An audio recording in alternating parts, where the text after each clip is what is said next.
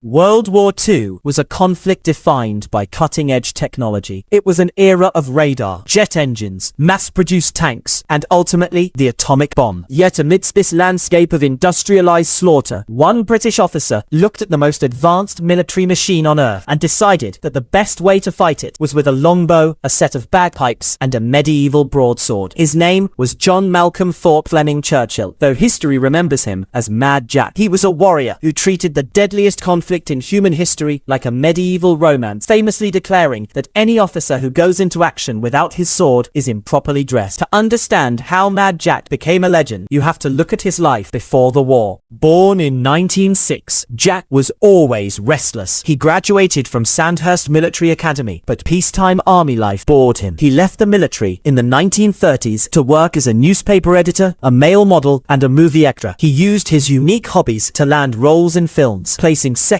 in a major traditional Scottish piping competition and representing Great Britain at the 1939 World Archery Championships. When Nazi Germany invaded Poland, Jack re-enlisted immediately, but he didn't leave his hobbies behind. When he packed his kit for France, he brought his custom-made wooden longbow, a quiver of arrows, and a heavy Scottish broadsword. By May 1940, the German blitzkrieg had smashed Allied lines, forcing the British Army into a desperate retreat toward Dunkirk. Near the village of Lepinette, Jack's company was tasked with holding a position against an advancing German patrol. Jack decided to ambush them, telling his men he would signal the attack by shooting the lead German soldier with his longbow. As the German patrol advanced, Jack drew back his heavy bowstring. With a sharp snap, the arrow flew through the air and struck the German sergeant clean through the chest. Before the enemy could comprehend what happened, Jack's men opened fire. That single shot remains the only confirmed kill with a longbow by a British soldier during the entire war.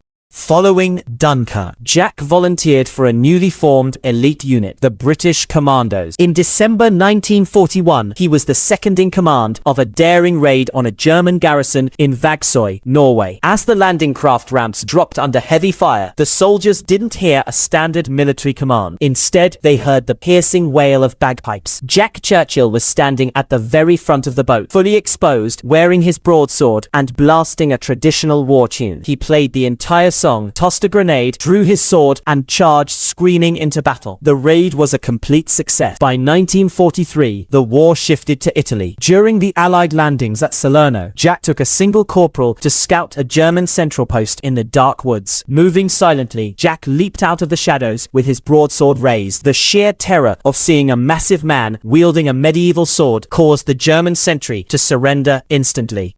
Jack forced the prisoner to walk ahead and call out to the other outposts, demanding they surrender to a superior force. By sunrise, Jack Churchill had personally captured 42 German soldiers using little more than darkness, bluffing, and his broadsword. However, Jack's luck ran out in 1944 in Yugoslavia. Pinned down on a hill by brutal mortar fire, his entire unit was killed or wounded. With no ammunition left, Jack didn't surrender. He sat down among his fallen comrades, pulled out his bagpipes, and played a melancholic tune until a mortar shell knocked him unconscious. The Germans captured him. Believing his last name meant he was related to Winston Churchill, they locked him in the notorious Sachsenhausen concentration camp. But a prison camp could not hold Mad Jack. He promptly crawled under an electric wire fence, slipped through a drainage pipe, and escaped, walking over 100 miles before being recaptured.